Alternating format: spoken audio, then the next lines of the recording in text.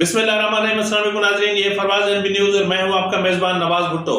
नाज़रीन, बिलाखिर शौकत अजीज सिद्दीकी केस में वही हुआ जिसका खदशा जाहिर किया जा रहा था। नाज़रीन, जनरल फैज हमीद ने जस्टिस शौकत अजीज सिद्दीकी से मुलाकात का पेंडोरा बॉक्स खोल दिया है और वो हक़ाइक़ सामने लाकर रख दिए हैं जो जस्टिस शौकत अजीज सिद्दीकी केस की काया ही पलट के रख देंगे।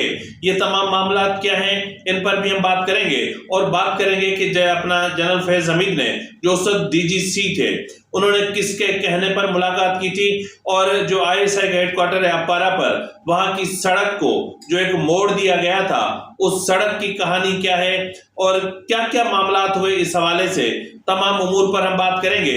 और फिर हम बात करेंगे कि आला अदलिया के जो गलत फैसले, जी नाज़रीन, आला अदलिया के गलत फैसले, आला अदलिया के जजेस का गलत कंडक्ट इस मुल्क की जो है वो सियासी निज़ाम पर, इस मुल्क के निज़ाम अदल पर, इस मुल्क के पार्लिमानी निज़ाम पर, इस मुल्क की मईशत पर कितने गहरे असरात मुरतब करता है और किस तरह जजेस फवायद हासिल करते हैं और किस तरह उनका जो मनसब है वो अपने मनसब को इंतकाम के लिए इस्तेमाल करते हैं। आज इन तमाम उमूर पर तबादला ख्याल करेंगे।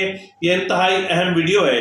तो नाज़रीन, सबसे पहले हम बात कर लेते हैं मेरे ख्याल में कि जो जजेस का जो कंडक्ट है उस पर, आला अदलिया के फैसलों पर। तो नाज़रीन, ये सुहेल वड़ैच साहब ने कॉलम लिखा है और उस कॉलम में उन्होंने अदालतों की और जो पनामा बेंच था उसकी, पनामा बेंच के जजेस की हकीकत को खोल के रख दिया है। अब उन्होंने कहा है कि पाकिस्तानी अदलिया की नाइंसाफी मुल्क की रूह और जिस्म पर मुसलसल कचोके लगाती रही है और जस्टिस मुनीर के बदनाम ज़माना मौलवी तमीजुद्दीन केस में फैसले के बाद भुट्टो फांसी केस ने तो इस बात पर मोहर तस्दीक सब्त कर दी कि मीलाड्स में अगर गुस्सा, तासुब, हसद और लालच आ जाए तो वो किसी भी हद तक जा सकते हैं। और सबको इल्म है कि जस्टिस मौलवी मुश्ताक का भुट्टो से जाती अनाथ था कि जो है वो असलम रियाज हुसैन को क्यों चीफ जस्टिस बनाया। और हमने कुदरत का इंतकाम भी देखा कि मौलवी मुश्ताक के जनाजे पर शहद की मक्खियों ने हमला कर दिया और अहले जनाजा मैयत छोड़कर भाग गए। मौलवी मुश्ताक की मैयत बेचारी अकेली पड़ी रह गई। यह सिर्फ इस एक जज का नहीं है, एक और जज के साथ भी कमोबेश इस तरह हुआ था कि उनकी कब्र पर कब्र में उनकी मैयत पर सांप निकल आए थे। और नाज़रीन, आगे कहते हैं कि जस्टिस अनवारुल हक और उनके साथी जजों की अक्सरियत भी भुट्टो साहब से इख्तलाफ रखती थी। कुछ खौफ और दबाव के शिकार थे, इसीलिए भुट्टो के खिलाफ फैसला दिया। जस्टिस अनवारुल हक को भी इस फैसले के नतायज भुगतना पड़े और आलमी अदालत इंसाफ के इंतखाब में बुरी तरह हारे और आखिरी असर में तन्हाई का शिकार होकर इस दुनिया से रुखसत हुए। आजकल जुल्फ़िकार अली भुट्टो केस दोबारा रीओपन हुआ है। देखना यह है कि आज की अदालत माजी के इस जुडिशल मर्डर की स्याह तारीख कैसे दुरुस्त करती है। सिर्फ भुट्टो केस ही नहीं, ये भी साबित हो चुका कि मोहतरमा बेनज़ीर भुट्टो के खिलाफ फैसला भी सैफुर रहमान और नवाज शरीफ के दबाव पर सुनाया गया था। यही वजह है कि जस्टिस कयूम और जस्टिस राशिद अजीज को मुस्ताफी होना पड़ा था। कुदरत का अजीब दस्तूर देखें कि जस्टिस कयूम ने ही बेनज़ीर के खिलाफ फैसला सुनाया और बाद में जब वो मुशर्रफ के दौर में अटॉर्नी जनरल बने तो उन्होंने ही स्विस अकाउंट्स को खत लिखकर बेनज़ीर भुट्टो और जरदारी के खिलाफ मुकदमा खत्म करने का कहा।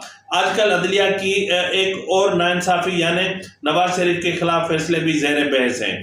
हाल ही में मियां नवाज शरीफ ने JIT के मुजवजा नाम व्हाट्सएप करवाने वाले जज शेख अजमत सईद का नाम लिया है और कहा है कि उन्होंने ग्रेड 19 की एक खातून के प्रमोशन की सिफारिश की और जब उनका काम न हो सका तो उन्होंने एक मुकदमे में फैसला सुनाते हुए कहा कि अडयाला जेल की एक कोठड़ी वजीर आजम के लिए खाली है। इन रिमार्क्स पर वजीर आजम की तरफ से chief justice of supreme court को एहतियाजी खत लिखा गया मगर इसका कभी जवाब न सामने आ सका। अब जो है वो सुहेल वड़ैच साहब कहते हैं कि मेरे पास एक मोतबर जरिए का दिया गया वो डॉक्यूमेंट भी मौजूद है जिसमें उन्हीं जज साहब की کہ حمزہ شہباز کے خلاف ریمارکس درج ہیں۔ یہ اس دور کی بات ہے جب جنرل مشرف کے دور میں یہ جج صاحب نیب کے لیے کام کر رہے تھے۔ اب سمجھ جائیں تھوڑا سا کہ وہ کون سے جج صاحب تھے۔ اور اس ڈاکیومنٹ سے ظاہر ہوتا ہے کہ میلارڈ پہلے ہی سے شریف خاندان کے نہ صرف خلاف تھے بلکہ ان کے اس اختلاف کے باقاعدہ ثبوت بھی موجود ہیں۔ جب ان کا شریف خاندان سے نفرت اور تعصب کا تعلق تھا تو پھر ان کا فیصلہ تو نواز شریف کے خلاف ہی آنا تھا۔ انہی دونوں میں جب وزیر اعظم نواز شریف کے خلاف مقدمہ زیر سماعت تھا، معذرت کے ساتھ انہی دنوں میں جب وزیر اعظم نواز شریف کے خلاف مقدمہ زیر سماعت تھا تو ایک نون لیگی وزیر خفیہ طور پر ایک میلارڈ سے ملے تھے۔ جو ملاقات میں ہوئی تو ان میں اس میلارڈ نے کہا کہ نواز شریف استعفیٰ دیں، ہم پر بہت دباؤ ہے۔ ناظرین، اس جج پر یہی وہ دباؤ تھا کہ جس کی وجہ سے انہیں ہارٹ اٹیک آیا اور پھر انہیں ہاسپٹل بھی جانا پڑا۔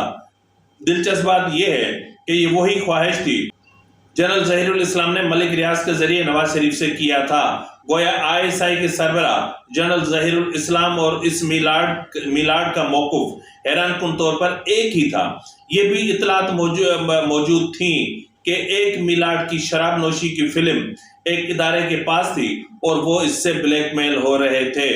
ایک اور میلارڈ جو سپریم کورٹ کے بینچ میں شامل تھے اور ان کے بڑے بھائی اتفاق گروپ میں ملازم تھے مگر وہاں سے نکال دیے گئے۔ اس وجہ سے یہ جج صاحب اور ان کا خاندان شریف فیملی کے مخالف ہو گئے تھے۔ اس میلارڈ کے بھائی ایک بار جدہ میں حسین نواز کی اسٹیل ملز کا خفیہ دورہ کرتے ہوئے پکڑے گئے اور وہاں موقع پر ہی حسین نواز شریف نے انہیں پہچان کر ان کی کلاس لی۔ انہی میلارڈ کے حوالے سے شریف خاندان کے پاس جج ارشد ملک کا ویڈیو ریکارڈ موجود ہے جس میں وہ بتا رہے ہیں کہ اس طاقتور میلارڈ نے انہیں ایک دن اپنے دفتر میں بلا کر پوچھا کہ نواز شریف کو کتنی سزا دینی ہے۔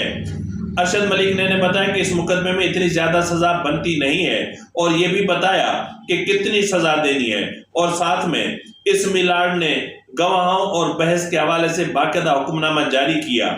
میلارڈ اسلام آباد کے ایک بہت بڑے پلازا کے لیگل ایڈوائزر بھی تھے اور ان کا مقدمہ سپریم کورٹ میں لگا تو خود بینچ میں بیٹھ گئے جو کہ کلیش آف انٹرسٹ یا کنفلکٹ آف انٹرسٹ تھا۔ ناظرین، یہ ریسنٹلی بلڈنگ سیل ہوئی تھی، آپ کو یاد ہوگا کہ حال ہی میں یہ بلڈنگ سیل ہوئی تھی، اور اب مزید کہہ رہے ہیں کہ اور عدل اور انصاف کے تقاضوں کے سرین خلاف تھا۔ نواز شریف کے خلاف فیصلہ سنانے والے باقی میلارڈز کے اندرونی کہانیاں بھی اس وقت انٹیلیجنس بیورو اور شریف خاندان کے پاس محفوظ ہے، ان کا ذکر پھر کبھی صحیح۔ آج جو کچھ کھلاڑی خان کے ساتھ ہو رہا ہے اس پر بھی انصاف کے ایوانوں کے کردار کے حوالے سے نت نئے سوالات اٹھ رہے ہیں۔ پہلا سوال تو یہ کہ بھٹو ہو یا بے نظیر، نواز شریف ہو یا یوسف رضا گیلانی، سب کے ٹرائل اوپن عدالتوں میں ہوئے۔ عمران خان کا ٹرائل ہی جیل میں کیوں؟ آئندہ الیکشن میں PTI کا کیا کردار ہوگا؟ اس حوالے سے مکمل ابہام پایا جاتا ہے۔ اسے واضح کیوں نہیں کیا جا رہا؟ ملک کی سب سے بڑی پارٹی جس کی پچھلی حکومت میں اکثریت تھی اور 2018 میں وہ جیتی تھی، اگر اسے الیکشن کا موقع نہیں دیا جاتا تو وہ الیکشن معتبر کیسے ہوں گے؟ اس حوالے سے انصاف کے ایوانوں سے کوئی بڑا فیصلہ کیوں نہیں آ رہا؟ کیس ایسا تو نہیں کہ آج کی عدلیہ ماضی کے غلط فیصلوں کو تو ٹھیک کر رہی ہے مگر آج پھر غلط فیصلے کر رہی ہے جنہیں مستقبل میں ٹھیک کرنے کے لیے پھر کسی نئے مسیحا کو ضرور آنا ہوگا۔ عدلیہ نے حالیہ تاریخ میں پیپلز پارٹی کے ساتھ بہت زیادتیاں کی۔ بے نظیر بھٹو کبھی اس عدالت میں تو کبھی اس عدالت میں انصاف کی بھیک مانگتی رہیں مگر متکبر اور بغض سے بھرے میلارڈز نے انہیں انصاف نہیں دیا۔ نواز شریف کبھی مقتدرہ اور کبھی عدلیہ کے لاڈلے تھے اور مگر مقتدرہ سے لڑے تو عدلیہ کے بھی جو ہے وہ ان کے یعنی دشمن ٹھہرے، اور پھر اس وقت کے میلارڈز نے ان کے خلاف نفرت بھرے اور غیر منصفانہ فیصلے دیے۔ آج وہی سلوک عمران خان کے ساتھ ہو رہا ہے۔ تاریخ کے کٹہرے میں ماضی کے میلارڈز غلط ٹھہرے اور بھٹو، بے نظیر، نواز شریف ٹھیک ثابت ہوئے۔ یہ نہ ہو کہ آنے والے دنوں میں آج کے میلارڈز غلط ہوں اور عمران خان درست ثابت ہوں۔ اور ناظرین یہ ہوگا، اس چیز سے انکار نہیں کیا جا سکتا کہ عمران خان اس ملک کی ایک سیاسی حقیقت بن چکے ہیں۔ اب آپ اس سے کتنا بھی انکار کریں، عمران خان کو آپ کتنا بھی دیوار سے لگائیں، ان کی پارٹی کو کتنا بھی توڑیں۔ میں ابھی ابھی دیکھ رہا تھا، پی ٹی آئی کے ایک کارکن کا تھا، ان کا جھنڈے ہٹا دیں، آپ ہمارے بینرز ہٹا دیں، سب کچھ ہٹا دیں، لیکن ہمارے دماغوں سے پی ٹی آئی کو کیسے نکالیں گے، عمران خان کی محبت کو کیسے نکالیں گے؟ تو ناظرین کوئی دیکھیں، ہر کسی کا اپنا نظریہ، لیکن ہم کسی پر اپنا نظریہ مسلط تو نہیں کر سکتے نا۔ تو عمران خان پر کون یا کوئی اپنا نظریہ کیوں مسلط کر سکتا ہے؟ عمران خان کا جو بھی وے آف پالیٹکس ہے انہیں آخر کیوں نہیں کرنے دیا جا رہا؟ اور پھر جو الزامات عمران خان پر عائد کیے جا رہے ہیں، کیا یہ کوئی نئے ہیں؟ کیسے پہلے ہم نے نہیں سنے؟ کیسے پہلے کہ حکمرانوں پر اس طرح کے یا اس سے ملتے جلتے الزامات نہیں لگائے؟ فرق صرف اتنا ہے کہ پہلے کے جو حکمران تھے وہ ایک دوسرے پر الزامات لگایا کرتے تھے، لیکن اس وقت عمران خان پر جو الزامات ہیں وہ نگران حکومت کے دور میں زیادہ کھل کر سامنے آئے ہیں۔ ناظرین اب آتے ہیں شوکت عزیز صدیقی کی بحالی کیس کے حوالے کی طرف۔ آپ کو پتا ہوگا کہ میں نے اس سے پہلے والے ویلاگ میں کھل کر کہا تھا کہ جسٹس شوکت عزیز صدیقی نے اپنے ہاتھ سے اپنا کیس خود خراب کیا ہے۔ اب یہ کیس کس طرح خراب ہوا ہے اس پر تو میں پچھلے ویلاگ میں بتا چکا ہوں، لیکن آج انصار عباسی صاحب جو یقیناً جو ہے مقتدرہ سے منسلک اہم ترین شخصیات سے ان کے قریبی ترین مراسم رہے ہیں، اور ظاہر ہے کہ انصار عباسی صاحب ایک معتبر صحافی ہیں، صحافت کی دنیا کا ایک معتبر نام ہے۔ ان کی جنگ اخبار میں ایک اسٹوری شائع ہوئی ہے۔ اب اس میں انہوں نے کہا ہے کہ 2018 میں سپریم جوڈیشل کونسل کی جانب سے اپنی برطرفی کو سپریم کورٹ میں چیلنج کرنے والے اسلام آباد ہائی کورٹ کے سابق جج شوکت عزیز صدیقی کے ساتھ اپنی بات چیت کے بارے میں جنرل ریٹائرڈ فیض حمید کے پاس سنانے کے لیے کوئی مختلف کہانی ہو سکتی ہے۔ سپریم کورٹ نے جج شوکت عزیز صدیقی کے کیس میں جمعہ کو سابق انٹیلیجنس سربراہ جنرل فیض حمید اور دیگر کو نوٹس جاری کر دیے ہیں۔ عدالتی نوٹس یا پھر 2018 میں شوکت عزیز صدیقی کی جانب سے عائد کردہ الزامات کے حوالے سے موقف معلوم کرنے کے لیے جو ہے وہ رابطہ کرنے کی مختلف سطحوں پر کوشش ہو رہی ہے، لیکن رابطہ نہیں ہو رہا۔ انصار عباسی کہتے ہیں کہ تاہم ایک ذریعے جس کا دعویٰ ہے کہ انہوں نے اس معاملے پر جنرل فیض حمید سے بات چیت کی ہے کا کہنا تھا کہ ریٹائرڈ جنرل کے پاس سنانے کے لیے ایک الگ ہی کہانی ہے۔ ٹھیک ہے ناظرین، یہ وہی کہانی ہے جس کا میں آپ کو کہہ رہا تھا کہ یا تو یہ کیس ہی ٹویسٹ کر جائے گا، یا تو یہ پھر کیس سیدھا جائے گا جنرل قمر جاوید باجوہ کی طرف۔ تو جو ہے وہ ان کا کہنا ہے کہ جنرل فیض اس بات سے انکار نہیں کرتے کہ ان کی سابق جج سے ملاقات ہوئی تھی۔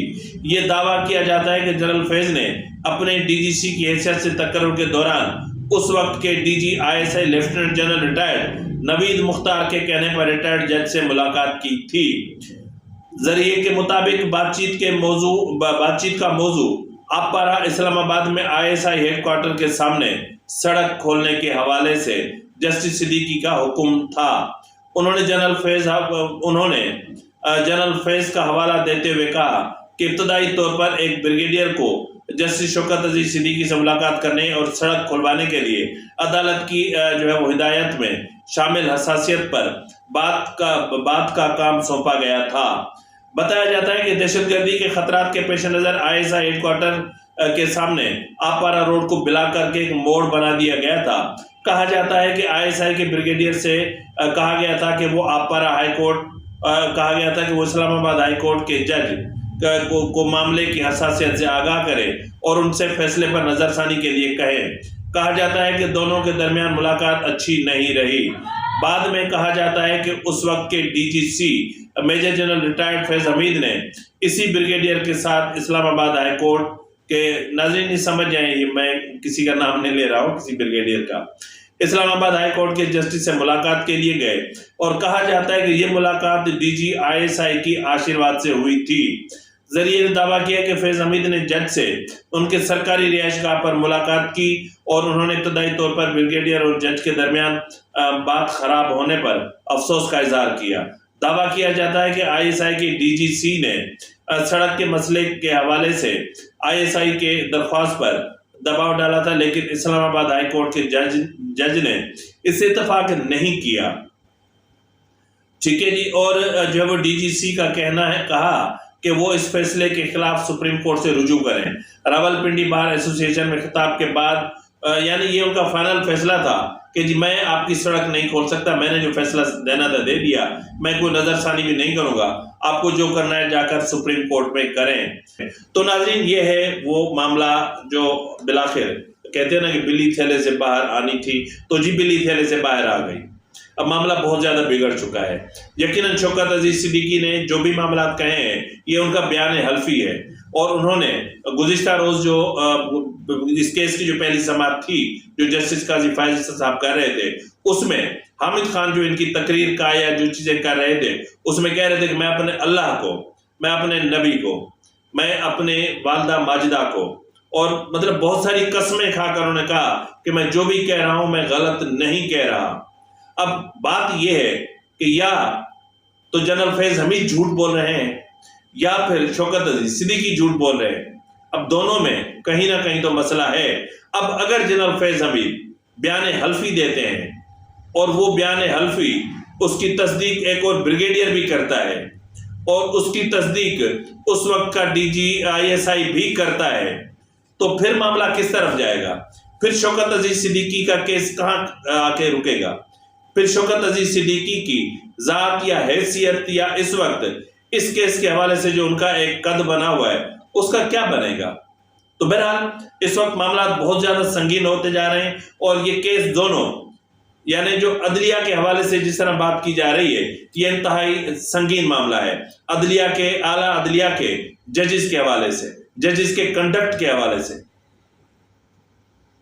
बहरहाल जो है वो जिस मुल्क का निजाम अदल इस तरह का हो, उस मुल्क के सियासी अकदार को, उस मुल्क की मईशत को, उस मुल्क के माशरती अकदार को, उस मुल्क में अनारकी को, उस मुल्क में तबाहकारियों को, उस मुल्क में इखलाकी करप्शन को या इखलाकी तौर पर तबाह होने को कोई नहीं रोक सकता। फिर वक्त के लिए इतना ही, मिलते हैं अगले प्रोग्राम में, तब तक इजाजत दीजिए। फी अमानिल्लाह।